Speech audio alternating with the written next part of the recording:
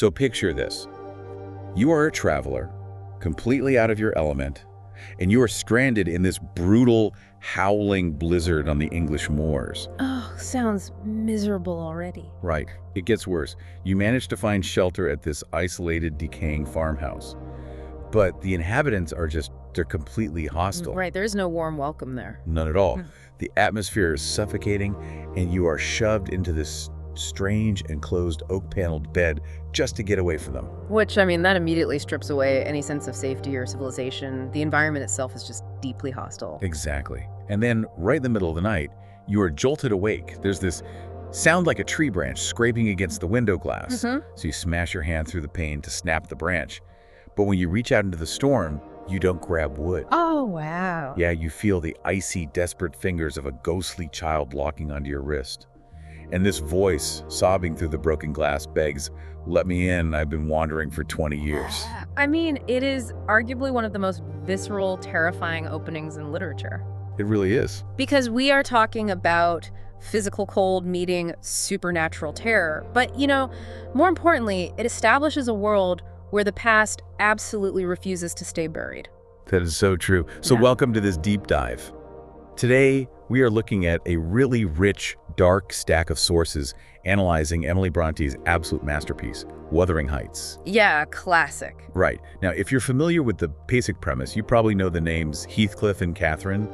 It involves, a lot of brooding on the moors. Right, and it's so often mischaracterized as this sweeping, aspirational romance. Which, honestly, reading through these materials today, I find that entirely baffling. I do not see romance here. No, not at all. I mean, I see a mutual hostage situation. So our mission today is to tear away that romantic veneer and look at the actual mechanics operating beneath the surface of this text. Because there's a lot going on under there. Exactly. We want to analyze the destructive nature of obsessive love, the psychological mechanisms of systemic abuse, and how societal rules can just be completely weaponized. Yeah, we're really looking at why this relentlessly dark story of deeply damaged people still holds us by the throat. Totally.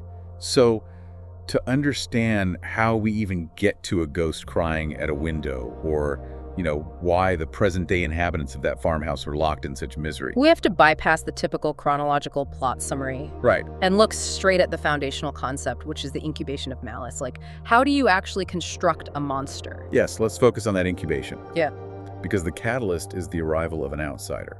The patriarch of the Earnshaw family brings home this starving, abandoned orphan from the streets of Liverpool, and he names him Heathcliff. And we know this creates immediate friction in the house. Oh, instantly. Yeah. The daughter, Catherine, as she bonds with him. But the older brother, Hindley, is completely displaced and just hates him. Right. But I want to push back on how we usually discuss Heathcliff's development. Yeah. There's this tendency to view him as a born demon, an inherently malevolent force of nature that just destroyed a family. Ah, I see. You're suggesting his malice is more of an engineered product rather than an innate characteristic. Exactly. Look at the methodology of the abuse he suffers.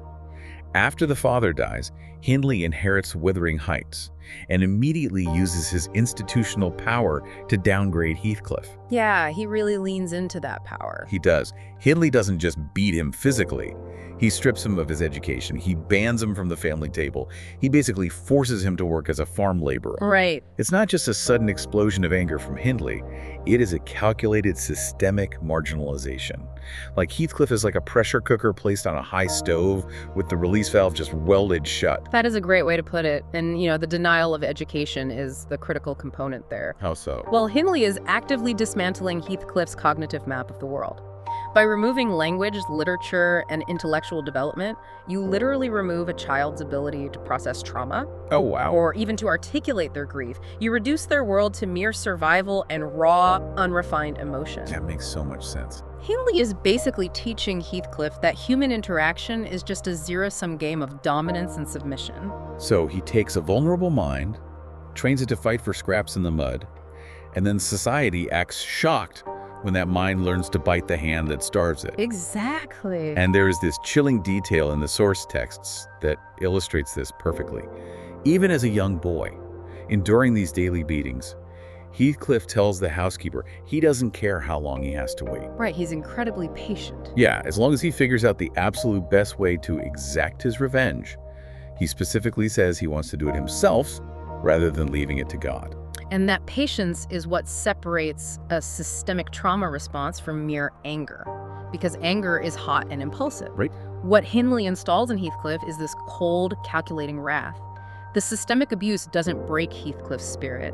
It crystallizes it into something unbreakable and entirely devoid of empathy. He literally learns that power is simply the capacity to inflict pain without consequence. So the physical and psychological abuse lays the foundation. But, survival alone could have been enough for Heathcliff. Many people suffer horrific abuse and simply walk away the moment they are able to. Sure, they just escape. But Heathcliff doesn't just walk away. He seeks to orchestrate the apocalypse. He really does. And to understand why, the sources point us toward a massive sociological fracture. It's the collision of two entirely different worlds and this profound betrayal that happens there. Right. We are talking about the contrast between Wuthering Heights and Thrushcross Grange, which is the home of the wealthy Linton family. Yeah. So Catherine and Heathcliff, acting essentially like feral children, go spy on the Linton estate. They see this brightly lit, carpeted, luxurious world. Totally alien to them. Exactly. But the Linton's guard dog, Skulker, actually attacks Catherine, and she's forced to stay there for 5 weeks to recover. And that state changes everything. It really does. When she returns to Wuthering Heights, she is transformed into a proper lady in a silk dress, and she immediately mocks Heathcliff for being dirty and unkempt. Because the architecture of the two houses represents two distinct psychological states. Right. Wuthering Heights is exposed, it's raw, driven by primal instincts and harsh elements. But Thrushcross Grange is sheltered, civilized, obsessed with social status, and artificially controlled. Yeah, the contrast is stark. So Catherine's 5-week stay is really an indoctrination into the currency of class and societal expectation. And I really struggle with Catherine's logic during this transition. I mean, we have her infamous kitchen confession where she tells the housekeeper, Nellie, that she's accepted a marriage proposal from the wealthy Edgar Linton. Yeah, this is a pivotal moment. She flat out admits she's marrying Edgar because he is rich, handsome, and it will elevate her social standing. She actually says marrying Heathcliff now would degrade her. Right, those are harsh words. But then, in the very next breath, she delivers the famous line, "I am Heathcliff." She claims their souls are made of the exact same material. Like, her love for Linton is like foliage that changes with winter, but her love for Heathcliff is the eternal rocks beneath. She is attempting a terrifying level of cognitive dissonance here. It feels incredibly selfish and naive, honestly. She thinks she can marry Edgar for his wealth and use it to elevate Heathcliff. Yeah, she wants to save him. But it's like trying to mix oil and water, or, in her own words, moonbeams and lightning, and expecting a perfectly calm drink. She wants the safety of the civilized world and the wild passion of the feral world. Completely blind to the fact that these two elements will just annihilate each other. Exactly. And, to modern sensibilities, it reads as sheer hypocrisy.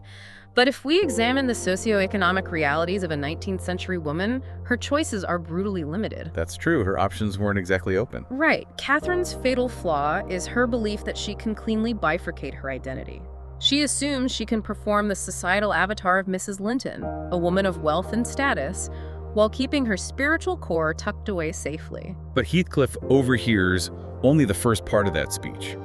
He hears that marrying him would degrade her, and he just flees into a storm before hearing her declare that they share a single soul. Yeah, the timing is brutal. I know people point to this as a tragic misunderstanding of timing. But even if he had heard the whole thing, her plan was fundamentally broken, wasn't it? Oh, absolutely. The tragedy isn't the timing. The tragedy is her capitulation to societal structures. By denying her authentic self to secure social standing, she locks in a chain reaction of misery. Because she's trying to have it both ways. Exactly. She treats marriage as a socioeconomic transaction and Heathcliff as a religious devotion. And the human psyche just cannot sustain that kind of compartmentalization without eventually fracturing. And that fracture sets the stage for the most fascinating part of these sources, which is the architecture of Heathcliff's vengeance. Yes, the vengeance. Heathcliff disappears for 3 years and returns completely transformed. He is no longer the uneducated, abused laborer. He is imposing, mysterious, and incredibly wealthy. He returns having mastered the very systems that previously excluded him. Right. And he doesn't just come back with a sword to slaughter his enemies.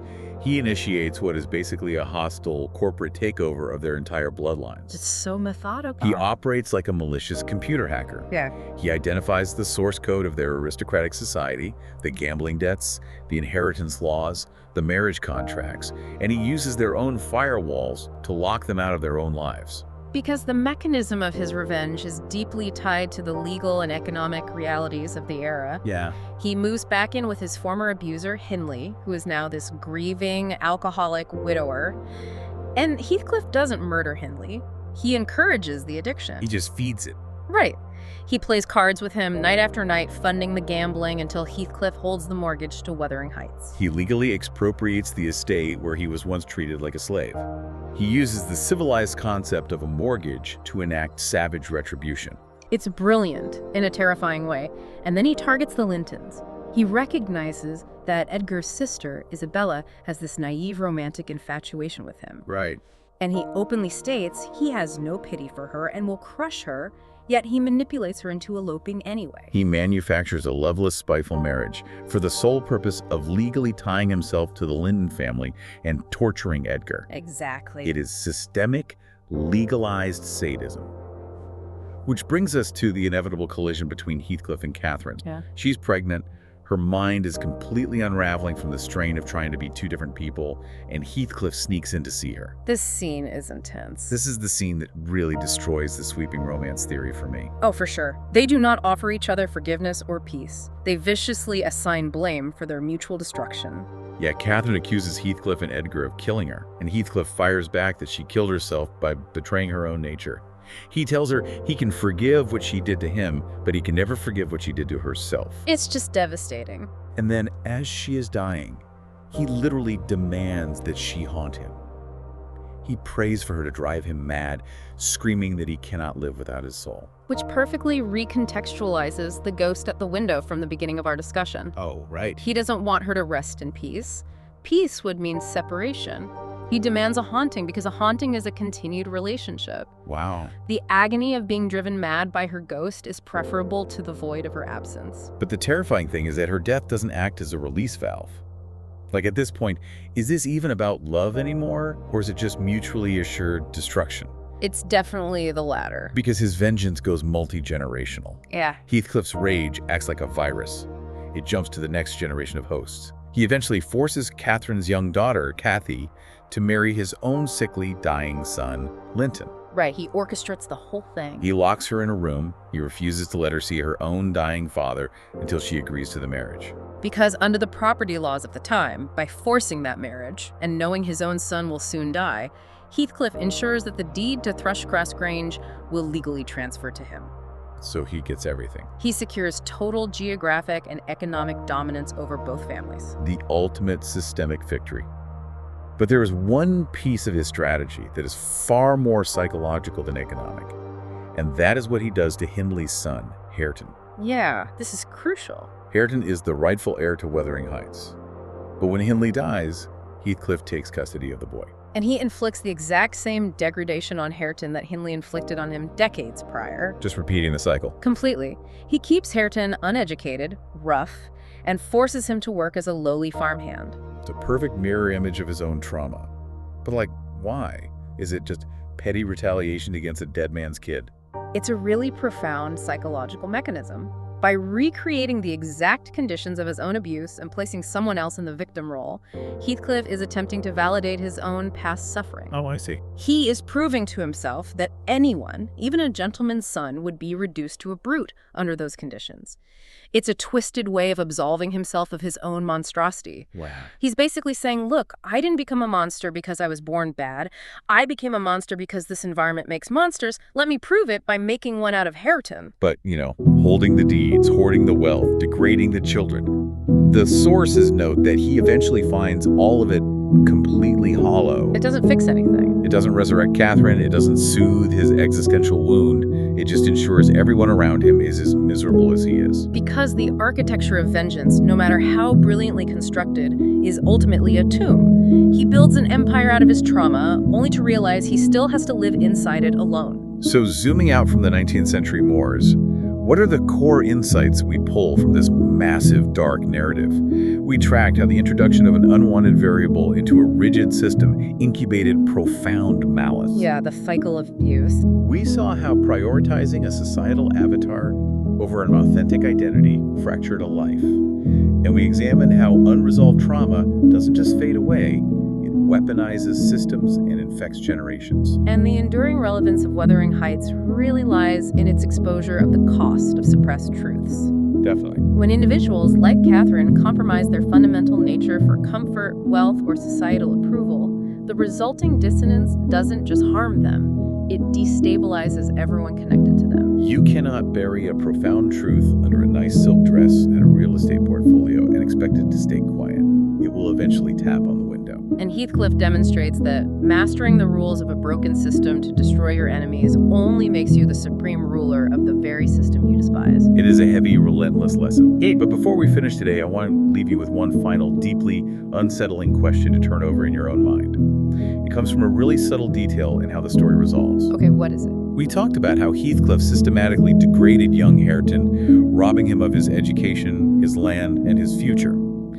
Heathcliff openly admits he treated Hareton worse than Hindley treated him. Right, a total systemic obliteration of the boy's potential. Yet, as we see in the later excerpts, Hareton fiercely defends Heathcliff. He actually views Heathcliff as his only true friend, and he gets violently angry when anyone else insults his abuser. It's a baffling dynamic. It really challenges our basic assumptions about the human need for connection. So consider this. Does extreme isolation and systemic abuse eventually force the human mind to love its captor? When a person is systematically stripped of absolutely all other human connection, denied education, and separated from the outside world, will they inevitably cling to the very monster that destroyed their life? Simply because that monster is the only source of warmth left in the freezing room. Exactly. It leaves you wondering who the real victim of the storm actually is. It's a terrifying thought. And it reminds us